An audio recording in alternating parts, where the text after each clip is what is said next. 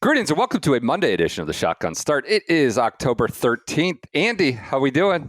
Brendan, I'm doing wonderful. It is Victory Monday, you know? For what? Felt like a tough Saturday for you, back to back. I felt bad. I don't know if you know this, but Chicago got voted the best big city in the world for the 9th straight year By by what was the Condé panel? Nast readers. Okay. Same people who do the number one teachers, Mark Blackburn, they can do cities too and just figure it out. So there you have it. All right. You know, great weekend. Congrats. Nothing else to see around here. Victory Monday. Northwestern put James Franklin out of a job, and they are Chicago's Big Ten team, as we know. Luke Donald, Matt Fitz reminded us in New York. Yeah, congrats on the vote, whatever that is. How are you doing? I'm all right. I'm fine. I feel like it was uneventful golf weekend, which is what it should be. October 12th, October 13th. That's fairly uneventful. I mean, people's lives changed. I don't know if you heard on the Korn Ferry Tour. People's lives changed. They do. I mean, they do in a way. They do, for sure. It's always one of our favorite kind of moments. It's heartbreaking. Mitchell Meisner, the last man out. There was Sudarshan Yelamaraju, Pontus Nyholm kind of hovering there on the 20th spot, 1920, and Meisner last guy out. The Doughboy. I'm happy for Will Nice. The Doughboy's back in. So that just finished. Marty Doe. Like, you think on the cards, it's so informal. You think they can write? He's like, hey, can you just engrave Doughboy on that one? Like, it's not like you're using this to get into the locker room, next year on the PGA Tour. Well, maybe in some cases you might have to, Sometimes there's overeager security, overeager volunteers. Those often can clip you as someone who goes to tournaments and works in a different capacity. You never know when you're going to run into an overeager volunteer just trying to jam you. Woke up that morning with the goal of hell bent on jamming you. You're going to get golf media. Congrats to Chandler Blanchet, who already had a card. He wins over Baron Botha, who I just couldn't stop thinking about Bofa jokes when he was every time his name would appear. My infantile mind. I was going to ask you, do you think at one point Blanchet's last name was pronounced Blanchett, and they decided that Blanchet sounded a bit more fancy? Genteel? Yeah, I think that's probably right. I think that's probably what happened. Blanchet. Yeah, add a little accent to flair. KFT. Is there a player you're most excited for of the Korn Ferry grads? No. Is there one you're most excited for? I'm going to say that I'll give you one I'm excited for, and one I've kind of already got my fill on Neil Shipley content. He seems like a nice lad. This is nothing about him. There will be content though. It's just more about how available and how eager some media outlets have been to get him in the ring. So I've had my fill there, but I know that I'm just going to get hammered with it the next 6 months. Yep, that's correct. On that side, I'm that's one side. On the other side, if I put my Illini hat away for a little bit, I mean, how can you not be excited about Johnny Kiefer? He's had an incredible year. I mean, he's been inside the top 80-ish in the world since, spring, early summer. Kind of incredible, playing KFT events. That scoring average Tiger thing apparently was weighted. I think I was told someone at the KFT did that purposefully to chum the waters for us. And it was the Korn Ferry Tour was messing with us, but and they got us good. We hollered about it. But Kiefer is your number one player. He will be at the Players Championship, given that number one overall season. I think it's actually a wonderful stress test. Like, he's put up this historic season on the Korn Ferry Tour, and I think one of the things that the Korn Ferry Tour, if you were going to critique it, is the golf courses aren't really representative of what's out there. Now, I think like his results speak for itself. Yeah. But if he went up there and struggled, you have to wonder if there's any discourse that goes back to like, well, like it's a completely different type of golf that they play on the Korn Ferry Tour.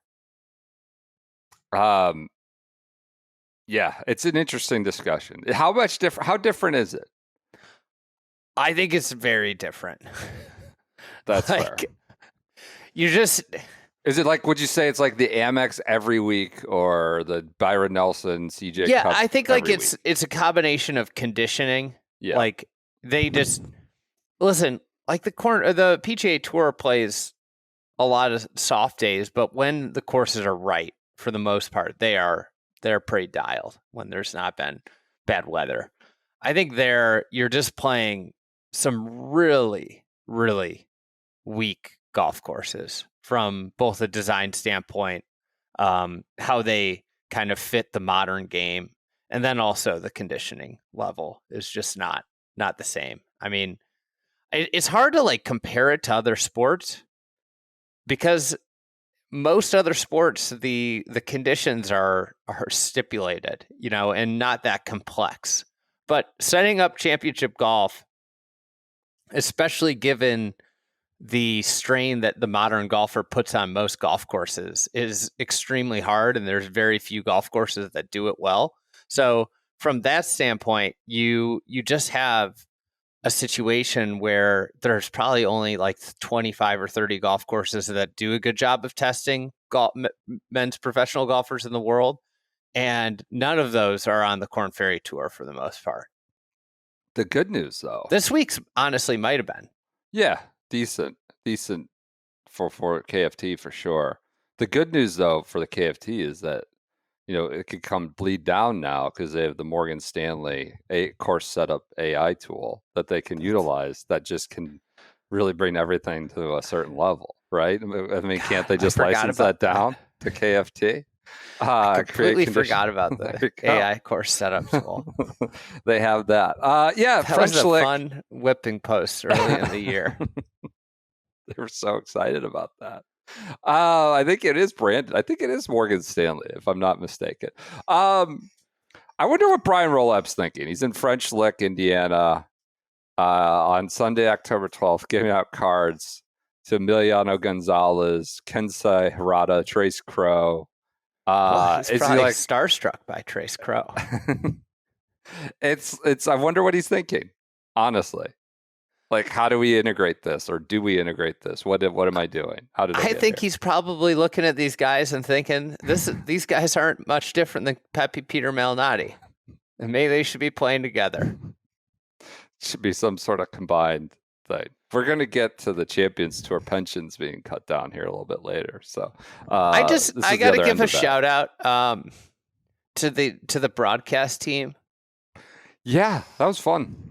Refreshing. Bacon. Like a broadcast that wasn't catering to some non-existent masses. A broadcast team that has a lot of knowledge of subject matter is going on in golf and the players that are playing the game, playing in front of them. I think like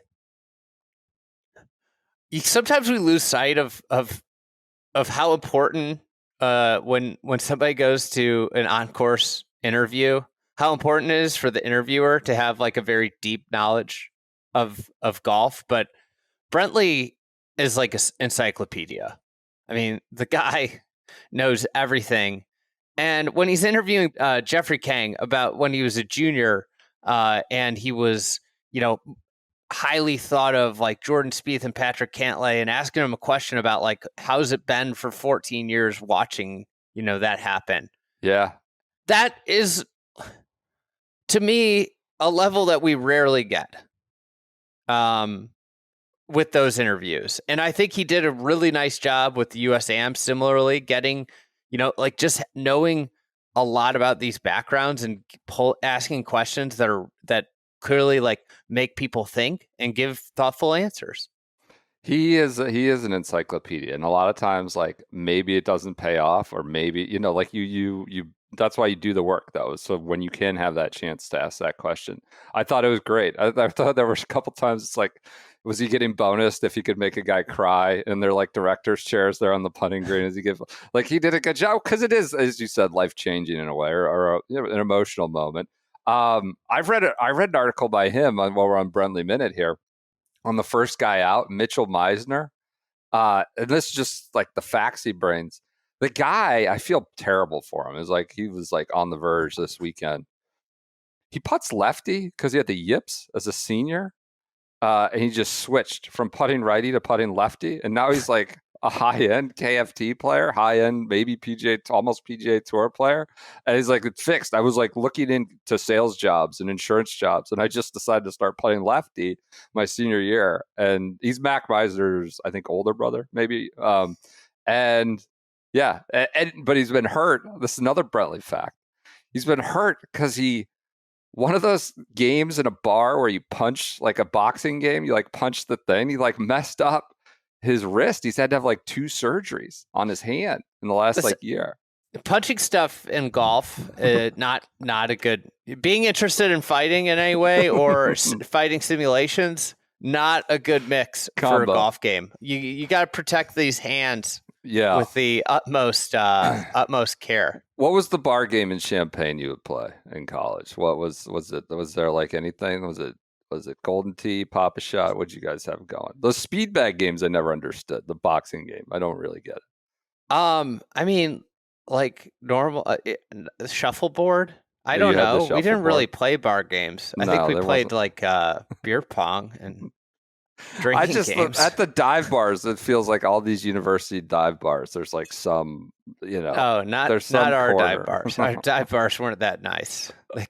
They weren't allowed to have nice things. The only beat up Papa Shot from 1955. They had plungers for when people puked in the bathroom. Oh God, get out of here.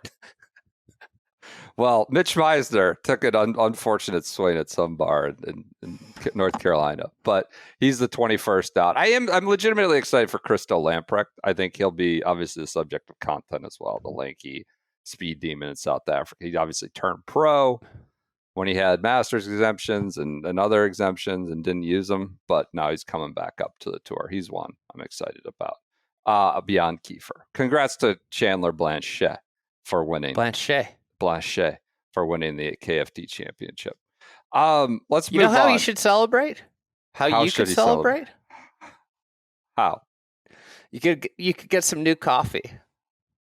Where would you get the new coffee? You get it at Good Walk Coffee. GoodWalkCoffee.com. We got the SGS blend. That's a darker blend, or the fried egg golf blend. That's a little medium light roast. Yep. It's interesting. I live in a house divided.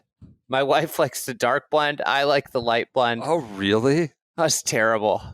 Do you have to make like 2 separate pots or 2 separate? No, I just have rolled over. Yeah. It's not worth it for me. No. Even though, like, honestly, coffee is probably the best part of every day. I have just succumbed. Okay. It's that's usually sad. how these things work when there's a head-to-head conflict. There's just some hills aren't worth dying on. True. Yes. So you can get both. I have like my own. I got some bags. If she's not around, I get in there. Yep. Sometimes I just make it, and she'll be like, "What coffee is this?" And I'm like, "It's the light roast." It's Friday. That's the fried egg blend. We have the dark roast too.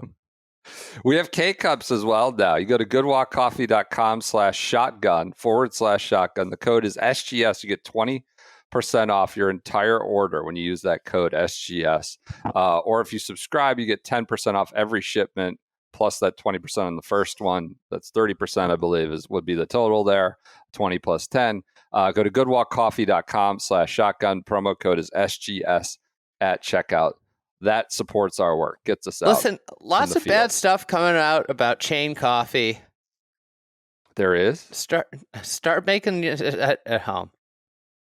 What's the bad stuff coming out about chain coffee? I don't know. I've just read some stuff about microplastics and mass-produced coffee, You negative recruiting out there? I'm not negative recruiting at all. At the Baycurrent Classic, Xander Schauffele salvages his season with an emotional win with his grandparents there, his 81-year-old and 91-year-old grandparents. Obviously, Japan has a special place in Schauffele's heart. He fires a final round 64. He beats Max Grazerman by a shot. And Michael Thorbjornsen, they were all tied at the turn. Schauffele lifts and separates with that 64. It's his 10th win in his 200th start. Wins the Baycurrent. The trophy is no longer that Zozo like Dyson fan thing, like the bladeless Dyson fan. Now it's an even weirder cup with holes in it or something. So he came out hot, 3 birdies, first 6 holes, and then just separated on the back 9. 14 was a big one. Hit like striped a 232-yard metal. It's like 22 feet. Made a birdie from there and kind of just got home. Grazerman did push him all the way. He did have to 2-putt the last, make a par, clean it up to avoid the playoff, and he does that. Afterwards, it's interesting. He said, it's been over a year since I was even looking at winning a tournament, even looking at it. I was just as nervous or more nervous as Grazerman and Thorbjornsen were, just because I've done it before and had to dig kind of deep in my memory to do it again. It's like one of those things of like the doubt that comes with winning too. I haven't. You might think the guy who's never won, like Grazerman, who has yet to win on the PGA Tour, that is, like, might be the most nervous. But they all have it. Even the guy hasn't been able to do it in a while by his standard, I should say. Winning a golf tournament, I think we glaze over this because I think this is actually we glaze over it because there's 50 tournaments a year that we talk about. Winning a golf tournament is so freaking hard. Yeah. Yep. Do you want to know what some of the other players are with 10 wins that Xander's now done? I think there's 119 players in PGA Tour history with 10 or more.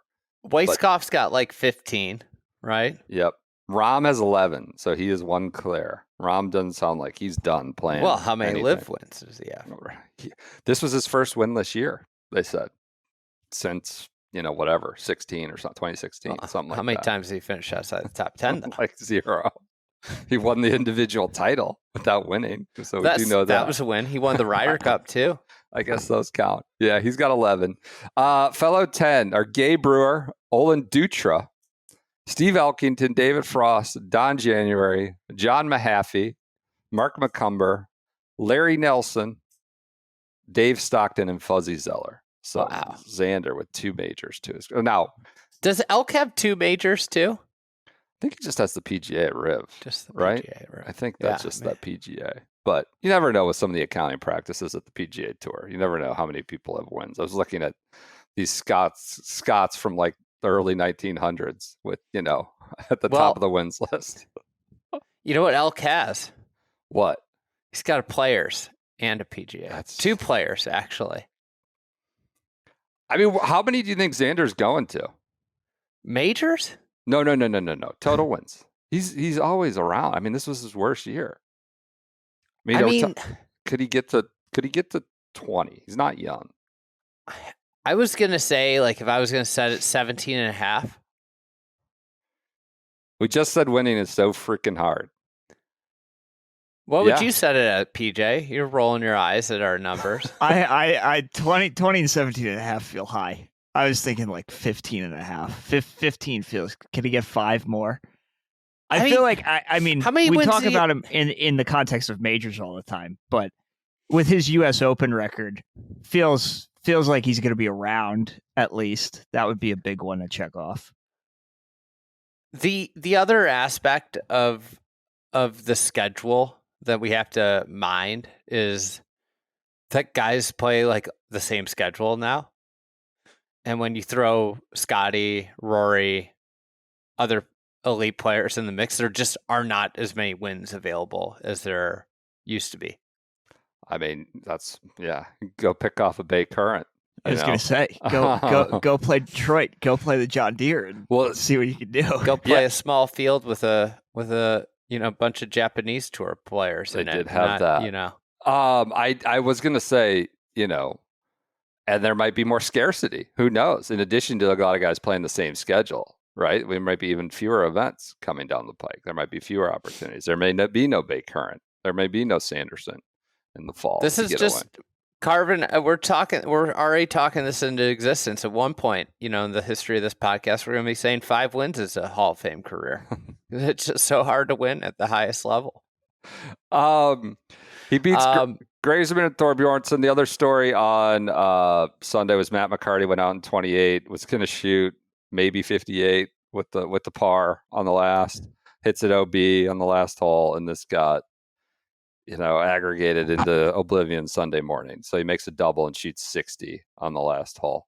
That was the really notable Sunday happenings at Baycurrent. Anything jump out to you? I know you watched a little bit on the plane ride to Michigan. A couple things. I mean, Xander, we saw this come. It kind of started to turn at the Ryder Cup. It seemed like he had his game back. I think like one thing with Thorbjornsen, it feels like a young player kind of finding his stride. Yes. Seems like the light is going on. So I looked, he's just been kind of around a lot more. And I don't think this is uncommon with young players adjusting to the PGA Tour and something, you're going to see some guys go gangbusters, but I think the Thorbjornsen arc is probably more likely for a lot of these like highly thought of young players. So since the Rocket, he's made 8 starts. He has 4 top 15s in those 8 starts. He has 2 other top 25s on top of that. So 6 of his last 8 starts, top 25, and just 1 miscut. So that stands out. One other note I had here, Rico Hoey, a T9 and a T4 since he went to the Broom. Could be a menace in the making here. Getting the putting together. Yeah. Thorbjornsen, now that I think about it, would have been pretty good at Bethpage. Not that he warranted a spot, but think about like this, where he succeeds is speed demon, send it all over. Would you rather have had Thorbjornsen or Henley? I mean, he finished ahead of Colin Morikawa again this week. Morikawa finished 14th in Japan. That was the one that you could bring up because he was a captain's pick. That's true. Any other Baycurrent Classic thoughts? I thought the course was pretty cool. It got obviously dumped on. Crazy weather. Sometimes I just wish that the analysis of PGA Tour events was higher. I was watching this. I'm watching it. I took a 5 a.m. flight this morning. I was watching it in my car on the car ride down to the airport. Would that have been live, I guess, on the West Coast? No, it wasn't. On your recording. Okay. I watched some recording. And I just listened to this, and it's like, this is on in the middle of the night. Like, only people are watching this. And this is what I guess it juxtaposed with, I was watching the Jets game also. And the Jets game, like Kurt Warner was just disgusted at what he was watching. And it was so evident that he was disgusted. And meanwhile, like these PGA Tour broadcasts, like it's like I'm transported into a fairy tale where nobody does anything wrong. And I just would like some real talk about like when something's bad, say it's bad. Yeah. When somebody hits a shot, these guys are pros, and just because you're a PGA Tour pro doesn't qualify you to be an analyst. Like, you have to have something interesting to say, and you have to be willing to say something interesting as well. And I think that's like where I just like, I was watching this, and I, some of like the ways they were describing shots, I'm like, that they need to be held to a higher standard. And I'm all for giving new people shots, but they have to have something to say. It was awful. It was awful. Like the analysis of the golf tournament was just terrible. I mean, well, they're not like the 18. I don't know. It's the I don't care if it's not the 18. I know. Who does criticize hundreds people? of PGA Tour players who played that are former players. If you're gung ho on having a former player, find somebody that'll go up there, get in the booth, and say something. I thought Matt Every was pretty good. I mentioned that last week when he dabbled a little bit. I feel like he would be open to taking. If Trevor, I think, is probably the best now at doing this. Like, that was really poor. That was a poor shot, and he won't pile on. He's not mean about it, but I think he's pretty good about that. Go ahead. Sorry, they were talking about, like, Xander had this like short-sighted shot with the green running away. And they were talking about the shot, and he was like, oh, look at this little backswing. This little swing. I wouldn't recommend people at home trying this. And it's like, what the F are you talking about? He's 4 yards from the frickin' pin, from the hole. Short-sighted. And he's trying to generate as much speed to get as much spin as possible. On a short shot. Like, are you going to tell a 15 handicapper to take a long swing there? Like, the whole thing,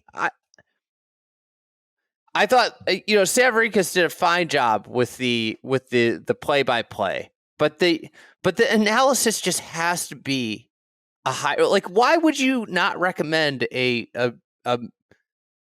weekend warrior to take a short backstroke or a backswing on a short bunker shot and accelerate through the ball, right? Like, I don't know. That's one example, but like, it has to be better. And I'm all for giving shots, but it's just like, kind of like when you sit back and you listen and you watch, it's just kind of embarrassing. That's especially because, like, I'm watching a London game on NFL Network, and I feel like I'm the layperson in this regard, and I'm like learning stuff. Or I'm watching the Korn Ferry Tour, and I'm learning stuff about golfers I don't know a lot about. And then I watch the PGA Tour, and I just sit there and I'm like, Jesus Christ, this is just horrendous. Feels like, look, these fall events should be the laboratory for different things, experimenting with the way they shoot the golf, the way they broadcast the golf, the way they call the golf, the way, I don't know, you probably do timing, pace of play time. Like, yeah, it should be a laboratory, but yeah, I guess there's got to be a certain standard for sure. That's your Baycurrent Classic. Congrats to Xander Schauffele. Over in Europe at the Spanish Open, Marco Penge. The Penge hours continue. He wins the Spanish Open. He's going to the Masters. He's going to the Open Championship at Birkdale. Did you see the post round? No. Like the interview? Yeah. No. What did he do? He said he had the Masters circled. He's ready to go. He says it felt like his game fits the Masters perfect. So early rookie to look at. Penge, man. Not short on confidence heading into Augusta National. First rookie since Fuzzy, the only second rookie to win the Masters, Penge. And then he'll say to Luke Donald, I should have been on the Ryder Cup team. Rory's putting the jacket on Penge in April. Is that what we're saying? That's according to Penge. Congrats to him for winning the Spanish Open, like a monster year. I think he said he's coming to America to look for houses with his wife. He's already looking ahead. I don't know where they're looking. Maybe they're looking in Happy Valley. I would assume they're looking at Jupiter or somewhere about in South Florida would be my guess. But he's moving on to the tour. We'll better rookie year, Shipley or Penge? Penge's a menace. In case you were wondering, if you wanted to invest early, FanDuel has Marco Penge at 80-1 to win the Masters. Better odds than JJ Spaun currently. What? I want to talk about Spawn later with the ball thing. That's crazy. JJ Spawn's at 100. So what? Well, I mean, Spawn is legit one of the I was gonna say 10 to JJ 15 Spawn at 100 players is right kind of Won great. A major. JJ Spawn at 100 is appetizing, I would say. Yeah. Penge is better odds than Spawn by a wide margin. Hey, Penge's a menace right now, but congrats to him. He wins the Spanish Open, beats Dan Brown in extras. Joel Gerbach, Elvis's son, finishes third. Gerbach, that was a big week because he was on the bubble for his card. Right. So right. I bet he talked to Elvis, talked to him. So Elvis gave him some advice from his days inside the huddle. So this is how you approach a big game. And sure enough, he delivered. Rom, finished middle of the pack, like 15th, 10th. Oh, he finished T9. God, he came on strong he shot 65 on Sunday. Top 10 streak, I guess, continues with a T9. I thought he was like way down the board, but Rahm says he's not playing again until Live, whatever it'll be, whatever the next Live is about, Riyadh or something next year. So he's done. He's out. There's a lot of drama of, did he just play his last Ryder Cup ever because they got to figure out the fines and the point system. They're going to do it. He's going to play in the Ryder Cup. He's going to be in the Ryder Cup. It's just like, I don't know what to tell you. We're not going to get into a situation where he can't be on the Ryder Cup team. I would think European Tour knows better than to do that. Anything else from the DP World Tour besides That's Penge all I got. Hours? Okay. All right. Congrats to caught Penge. the end of it. It was good. I mean, he's a good player. I'll leave it at that. That's very bold. He could feast on some PGA Tour setups. I mean, I think there's an interesting, the same way you talk about the KFT, these Euros come over and kind of get their ass handed to them, at least this year. Some do. Valimaki the year before. Well, I mean, hold on. Some You're of them looking did well. at this through the lens of Manacero. That's ridiculous. I mean, Thirsty Boy couldn't break 80 over here, and then he goes back and is immediately doing well. So it just works for some, it doesn't work for others, is what I say. I think it'll work for Penge, is what I'm saying. You think it's going to work for the Penge man? Yeah, I like Penge. Right. I think we mispronounced his name. We were getting scolded by Andrew Cotter for the pronunciation of Marco Penge. Well, we mispronounce every name. Yeah, Hugo Cousseau. I think I got that one right. On the LPGA, sad day, really. Kind of a sad moment on the LPGA. Pack it up. Season's over. Jeeno Thitikul, trailed the number one ranked player in the world. 4 shots with 5 holes to play. Birdies 14, 15, 16. Eagles 17. Plays the last 5 holes in 5 under. Forces a playoff and beats Minami Katsu at the Qzon Gardens Buick LPGA Shanghai. So that streak is done. We have a repeat winner. Of course, she 4-putted in Cincinnati a few weeks ago to keep the streak alive. Said she was nervous again over everything that was inside like 7 feet because of that disaster when Charlie Hall kind of stole it from her in Cincinnati. But she goes nuts on the last 5 holes and then beats Katsu in a playoff. And the streak is done. We have our first repeat winner. And it's the number 1 player in the world, which is good. You didn't want to repeat. She gave us a couple more weeks of it, and then she took it away from us. Yes. A lot of chatter about the greens, the greens being bad. Very bad. I don't unputtable. Like super bad. Just humps and bumps. Chambers Bay not like looked like a perfect practice mat compared to these. I kind of loved it. I think, Why? Why did you love it? I'm joking. I'm of 2 minds. That are completely contradictory here. I think, every now and then, the best in the world, and these are the very best, the highest level, might have to deal with, football games. There's a muddy playing field. There's a snow game. There's rain, sometimes on the baseball. Sometimes it's hot. Sometimes it's cold. I don't know. I kind of like having to play a muni setup and having to, figure it out. Get the ball in the hole with some bumps and humps that you weren't expecting. So it's kind of nice. The pampered Fs, I would like to see it on the PGA Tour every now and then, occasionally, once every 10 years. Then all the other contradictory thought is, this is literally the highest level of golf. And come on. Can we have a serious, this is inexcusable. Can we have a serious playing field for these women? It's inexcusable. It was really bad. This is one of the worst you've seen for a professional event in recent years. Terrible. Shouldn't happen. On the Champions Tour, Alex Cjeka cleans up and SAS Championship, Prestonwood, down there in Cary, North Carolina. 9 under. So they were kind of pushing they were beating up on the old guys. 9 under is not a low score. I know it's only 3 rounds, but he beats Ernie Els by 3 shots, Alex Cjeka, to win the SAS Championship. Where is he in the Schwab Cup? He's got to be somewhere. He just feels like he's always hovering around there. So it's playoff time.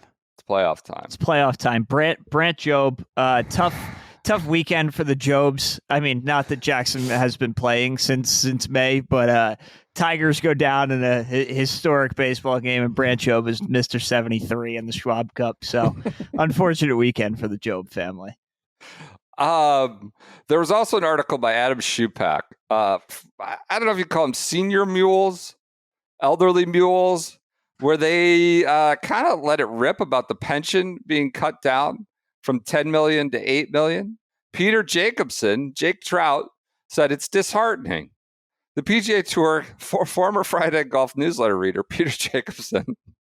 Maybe it might be a podcast listener. Then he could be a former podcast listener if you're going where I think you're going. I'm not going anywhere. It's disheartening. The PGA For those Tour... that don't know, Peter Jacobsen was a Friday newsletter reader, and I believe Will, in a critique about one of the matches, I think maybe the first one, the match, said, and Peter Jacobsen wouldn't stop talking. Something along those lines. And then at that time I got emails about like unsubscribes and unsubscribed Peter Jacobsen. Next morning. Read it, saw the critique, out of here. It's disheartening, Peter Jacobsen said. The PGA Tour clearly has a lot of money right now. And they're spending a lot of money keeping players from going to live, and we're kind of slowly become live. I think we're giving way too much money to way too few players on the PGA Tour. And the players on the Champions Tour live by the decisions made by the PGA Tour. Well, I mean, for good and bad. They don't have a tour unless the PGA Tour is underneath it, propping it up. Tom Pernice Jr., because what's a hot golf subject without a quote from Tom Pernice Jr., who's, kind of a lunatic himself. He says the venture capitalists are doing what they like to do. They get rid of the waste and make it look more profitable.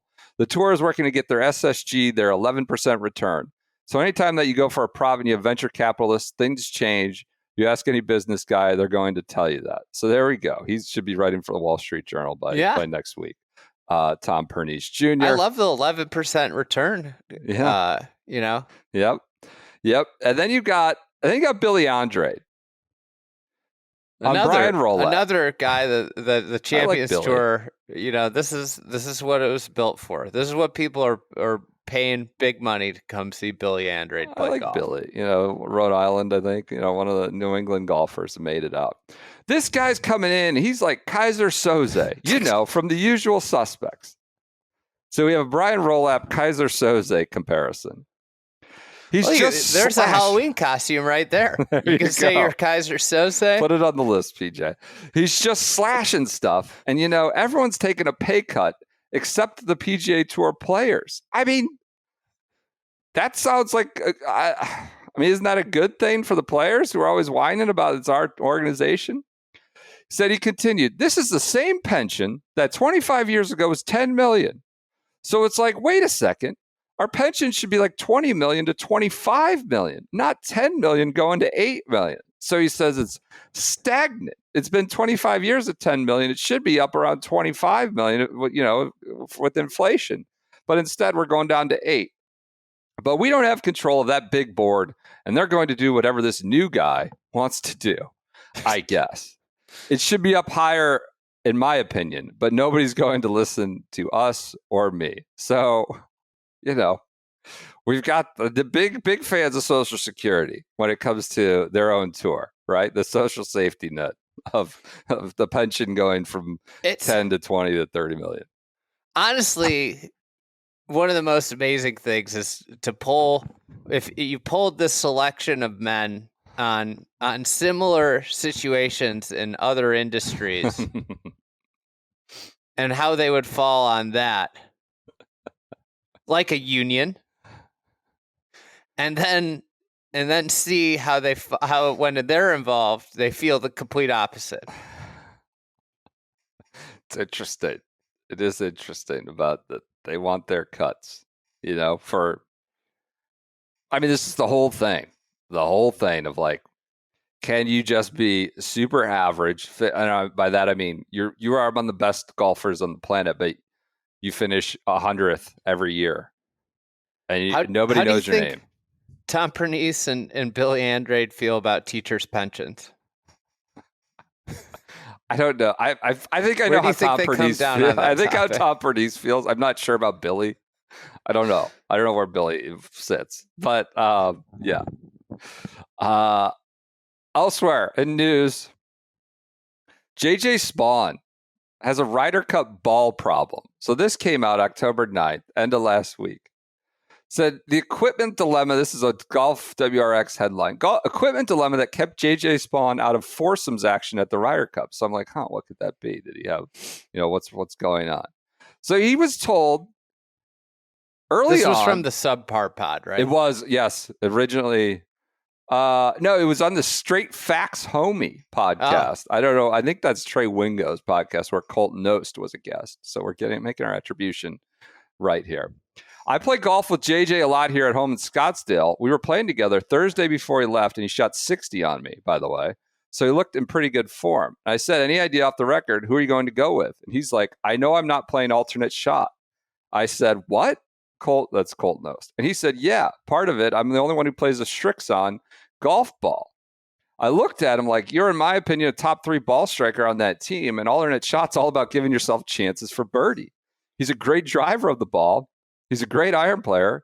He's also a great putter, as we've seen. He's really good. I get it. This is Knost speaking. He's a rookie, so sit him out on Friday morning. But when the deficit happened and he and Scotty played pretty good Friday afternoon, they just got beat. They were 9 under. The other team was 11 under. I couldn't believe that he wasn't thrown out there Saturday morning. We saw Cam Young. That wasn't in the plan, but they moved him up there with Bryson. Kind of insane. Well, that's maybe why golf should just have one ball, like basketball or football or baseball. But golf has allowed, these different manufacturers to run the game. That is absolutely a part of this. But if he's one of your best players, figure it out. This is like saying, like, I don't know, who take a quarterback? I don't know, Jordan Love. I don't like his cleats. He's not very good. Fine. So pick somebody else. Who's the best quarterback right now, PJ? Mac Jones? Baker. Baker. I was going to say Baker's going to win the MVP. Former Brown. Baker Mayfield. Say, he doesn't have good cleats today, or his cleats don't line up. You know what? We're just going to start Cooper Rush or whoever the backup is. Like, play your best players and figure out the Strixon thing. He plays Strixon. He's been like one of the best 5 players in the U.S. since end of June. He's on the team since the end of June. He's hot. Since March, he was one of the 5 best U.S. players. Figure it out. You have time. You understand this is a part of it, and he's one of the best players. You can't remove him from 30% of the competition because of this. Get him practicing with a different ball. I just can't believe before he's leaving, he already knows he's down and out for 2 of the 4 sessions before you get to singles. Kind of nuts. He was one of your best players. Elsewhere in news, Tiger Woods had surgery on his back. Spinal canal issues, disc replacement. I don't know what this means. Jupe Links has got to get in the portal. They got to come up with some NIL money right away. Or maybe this is an addition by subtract. I don't know. It's just a disaster, Tiger's body. Well, he had like a catastrophic car accident that is, Well, he had like 4 back surgeries before that accident. I saw some highlights this week of him playing Zozo, and I was just like, that wasn't that long ago when he won, and he looked so good, and it just sucks that we didn't, after the Masters, you really thought you were going to get a couple more years, and it's sad that we didn't, and obviously, it's just hard to imagine that he's not going to play 4-round 72-hole stroke play. Really, I don't think he's going to contend in anything ever again. Right. It's been. You did get that flash, like 18 tour into 19 master, 18 tour champ, and you thought like, you know what? He's going to figure out this like 10 event schedule, and like maybe he'll flash at like 2 or 3 of them, and that it just kind of never happened. I was thinking, like, for different reasons, like Belichick was up here on Friday doing a high school game. Belichick was at a local high school game, and it's like Tiger's just, I'm not saying he's embarrassing himself necessarily, but it's been sort of a mess, really. So between the car accident, the Achilles, who the hell knows like what happened, how you tear your Achilles when you're coming back. Now he's got another back surgery. And like when you're that rich and that famous for that long, like just bad stuff is going to happen.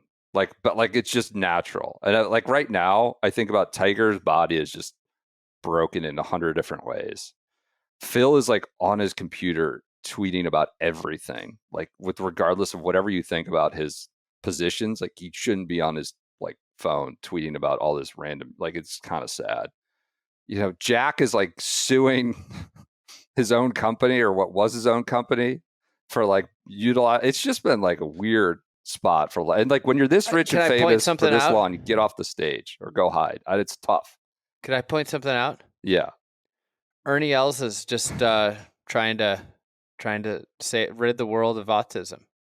I was thinking, I mean, is there someone now that like would shock you became?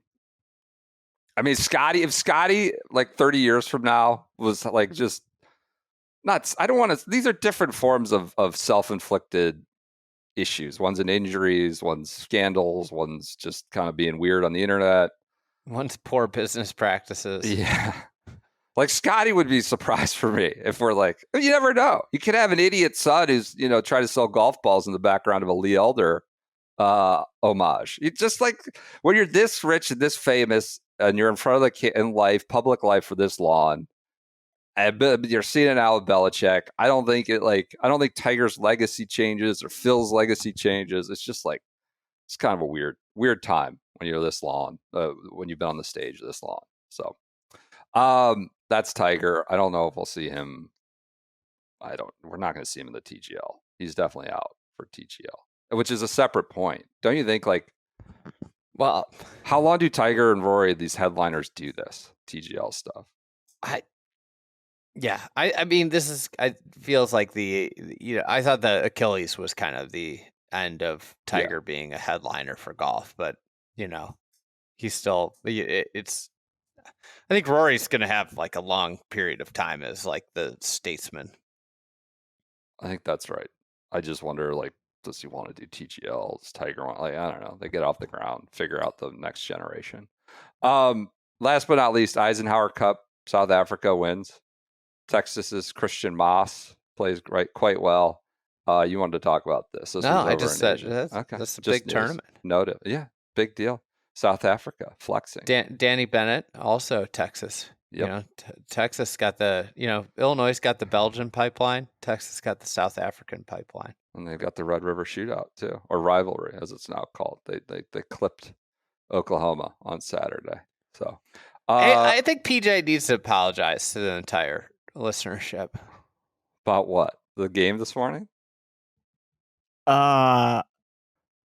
Sure. I mean, I'm sorry that you got subjected to everything that I get subjected to on a weekly basis. I'm sorry that Woody Johnson had to be the ambassador to the United Kingdom for 4 years, so now we have to go to London and get a standalone game every year. I'm sorry that all of that happened. I'm sorry you all had to see that. I think I saw the over-under for passing yards was like 108 or something for Justin Fields before the going game. Going into halftime. No, it started the game, it was 180, which is still an unbelievable number in the Big 25. And then he had 17 yards in the first half, and his over-under was like, I think it was like 106, 108, something like that. And he finished with like 30. Like, this podcast, you could say part of its identity is apologizing for Justin Fields' performances in nationally televised games. Yeah, I mean, it's just that is true. He's so bad. He's so bad. He's so bad. And Who's apparently next? there was never a thought to benching him. He won't be benched next week. AG cut off the question when he was asked post game. He said, "What kind of question is that?" I don't know. You had -10 net passing yards today. Doesn't seem to be able to throw the ball. No, is physically incapable of releasing the ball. He drops back and is looking, and then just gets hit by like 3 guys at once on basically every drop back. It's like he's stuck in his release patterns. Like Tiger. It was honestly like Zach Wilson is a lot. Everybody for the last 5 years has been like, oh, the Jets needed to draft Fields instead of Zach Wilson. Turns out Zach Wilson was better. So I don't think things would be any different. I'm sorry. You should trade for Tyson Bagent and get the Fields Bagent competition going again. My man again. Fernando Mendoza apparently is going to save us. I don't know. I texted you for Indiana, but man, Fernando Mendoza is not moving me. Sorry. Oh God, is he the one that's now being rising with Arch and Klubnik and all these others? His post game interview. Guy is such a dork. But honestly, that would be like kind of a welcome change for the Jets. Maybe it would work, but I'm not moved yet. I offered if you were interested in a fresh, unboxed Shador on text today, and you said yes. He could be anything. He could even be a boat. He could even be Justin Fields. We already have Justin Fields, who's counting for $23 million against the salary cap next year. Well, that's better than Deshaun Watson, who's still counting against ours. Tough deal. All right. I'm going to maybe go over to the Commies Bears game tomorrow. Check out your Bears. We'll see. Good luck to your Bears. Tyreek Stevenson's redemption tour, from last year where he decided to taunt the fans instead of cover receiver on Hail Mary. So great. Excited to see him get a second chance. All right, everybody enjoy your Mondays. We'll be back with you on Wednesday. Talk to you then.